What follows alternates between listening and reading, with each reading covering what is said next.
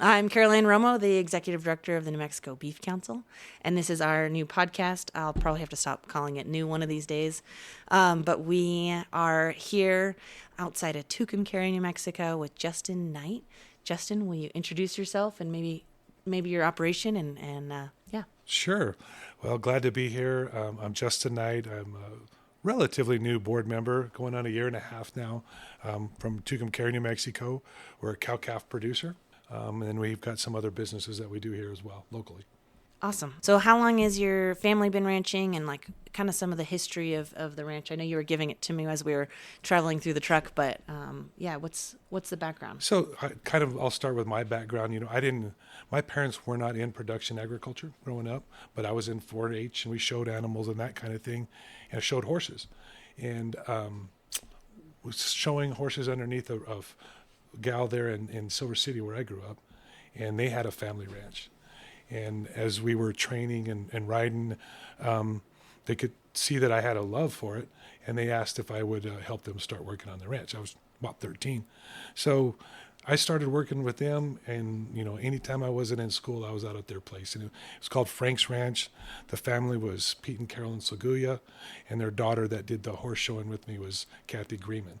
And that's the mother-in-law of Michelle Greeman, the former Cowbells president. So anyway, Cheryl and I got married in college. We met in college and got married our junior year. Married into a ranching family. When we got out of grad school, we took a job. I took an ag teaching job back in her hometown in her high school that she graduated out of, teaching ag so that we could live on the family ranch. We sold that ranch in 2006 and moved here to Quay County, purchasing this ranch. And we've just, her parents have graciously let us partner with them. And we've recently moved our home. We're building a home here on this ranch here. I think that's really neat too, especially, you didn't come from the ranching background necessarily, but you are, thriving in it now, yeah. Right? It's just a lifestyle that gets into your blood. And it's an addiction, and you either love it or hate it, and we all love it. As you have to. So what's the most rewarding part of being a rancher? You put in long days and lots of sweat, equity, but just the satisfaction, as you saw as we drove around looking at the baby calves, knowing that you're doing something with a natural resource, and you're helping to feed the world. It's just very gratifying. That's awesome. I know. Working in the beef industry and being a part of it, it is neat to be just a tiny part, right? You have such an important role of feeding the world, but just to kind of work for you guys is it's an honor, right? It is an honor. What a great mission. And we all get attached to our animals and our horses and all of that. It's a lifestyle. Oh yeah, absolutely. And seeing a cow have another great calf or whatever, that's right. Special thing. You guys were pointing them out to me. So what's something, obviously we are calling this podcast Behind the Burger. So we're telling the story behind the beef on our burgers. How can you talk about how you care for your livestock? How do you ensure their health and well-being for someone who doesn't understand maybe? So, this last 2 weeks of weather is a prime example. We've had a major cold spell come in, and I have a job. I own an insurance agency here in Tucumcari, so I have an office job as well to help subsidize our income. So we were out, I was out helping break ice in the morning so the cattle can have something to drink. At 7:00 in the morning, breaking 5-6 inches of ice so on the stock tanks so they can ensure that they have water. So those are some of the things that we have to do, making sure on a daily basis that they have what they need to live. And sometimes it's not in the best weather. Yeah, absolutely. Making those personal sacrifices to keep the cattle healthy. What's one thing most people don't know about raising beef? Kind of back to that previous answer is some of the things that we give up, the luxuries that we give up to be able to have those animals, and for our family, we have to work multiple jobs to be able to subsidize. So there's a lot of time sacrifice in things that we're having to do so that we can have that ranch and make sure that it stays within the family. Yeah. What about how does New Mexico's landscape and climate shape your ranching practices? Sure. So, I mean, that the big thing in New Mexico is this drought. We're continually having to look at, where our rainfall patterns are, having a normal. It's just here recently, there's not a real normal. So we're having to readjust our stocking rates. So the drought is the big thing that we have to deal with, where, when the rains come, how much grass we're producing, so that we're taking care of the land, not overgrazing it, and taking care of our animals, making sure they have enough. So that's just a constant we have to deal with year in and year out. Absolutely. And I know you talked about you used to live on the farm and had farming, and I think that's something that's interesting about ranching to me is that you have to be a steward of the land, and you're also farming grass. That's right. That's a big part of it. That's our crop. Yeah. So I guess that kind of leads to the next question, and maybe we kind of already answered it, but talk about the land and resource management and how, which I guess you kind of already understood, but is there anything else about land and resource management?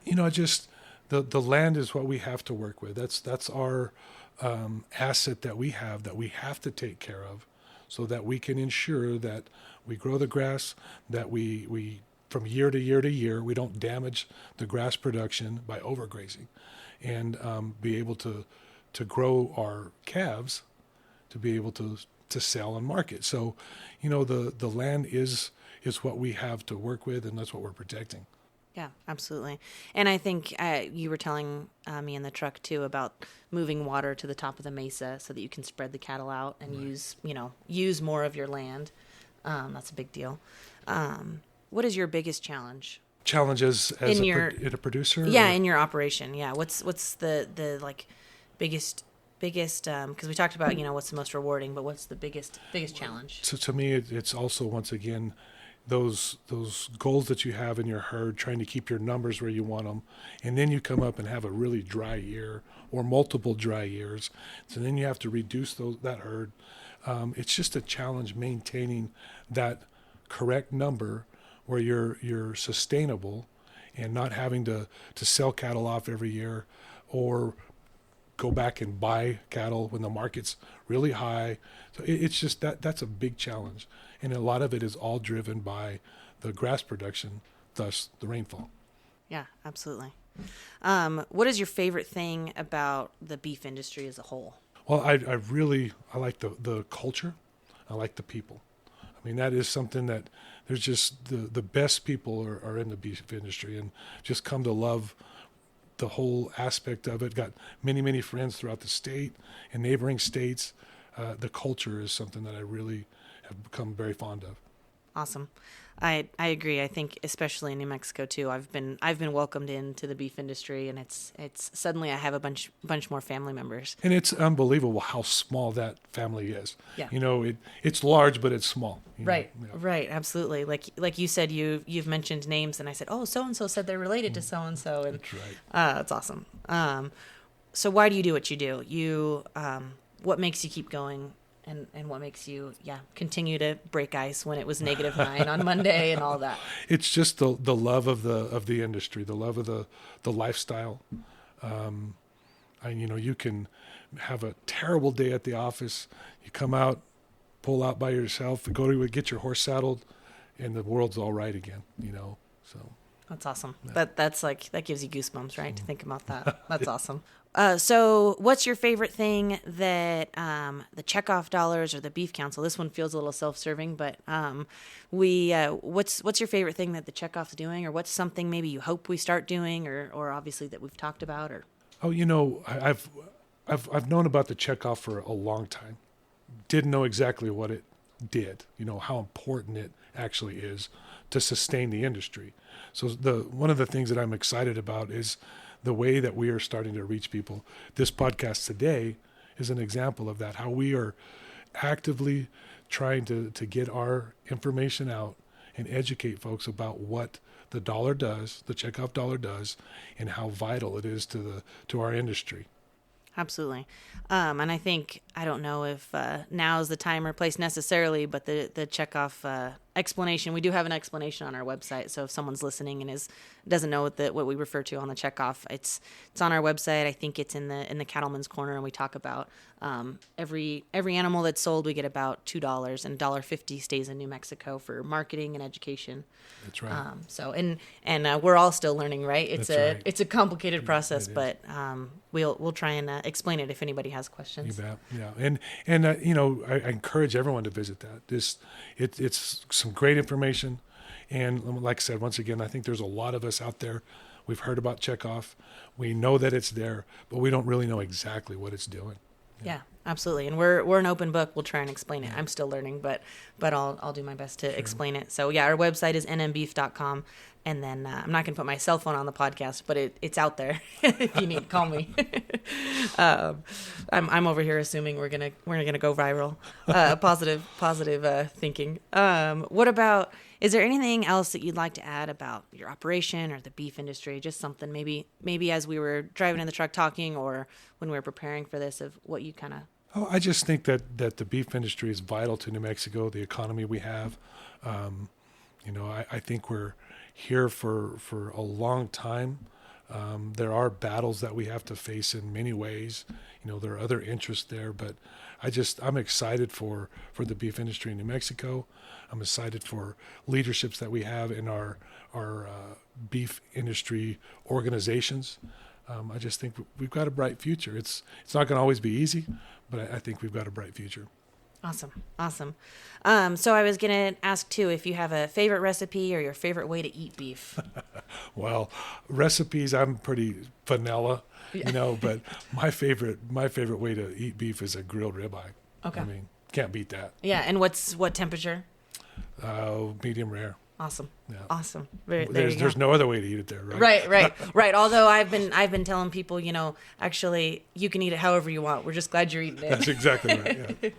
That's awesome. But yeah, the traditional, the way I will order a ribeye is always medium rare. Man. Yeah. Especially if there's people around, right? You That's know? right. No, that's awesome. Okay. And then so you know, that kind of wraps up the traditional podcast, but we also had a conversation. March is National Nutrition Month. And so the theme of National Nutrition Month is food connects us.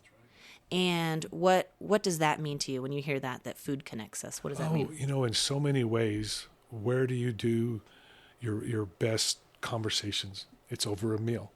So I think that connection is huge. And then other ways as well, as we were talking earlier about how we like things prepared or what we like to eat, good meals that we've had. So I think food connects everyone. Awesome. Well, I thank you so much for joining the podcast, and we appreciate what you do for the beef industry and for your land and livestock. And yeah, thank you so much. Well, we thank you. We appreciate you. Excited for the council. Thanks. Behind the Burger is a podcast produced by the New Mexico Beef Council with the goal of telling the stories of the cattlemen and cattlewomen of the New Mexico beef industry. Thank you for joining us for today's episode. If you would like more information, please visit nmbeef.com. Whether it be a burger, a steak, or another beef dish, we hope you are enjoying beef at your next meal.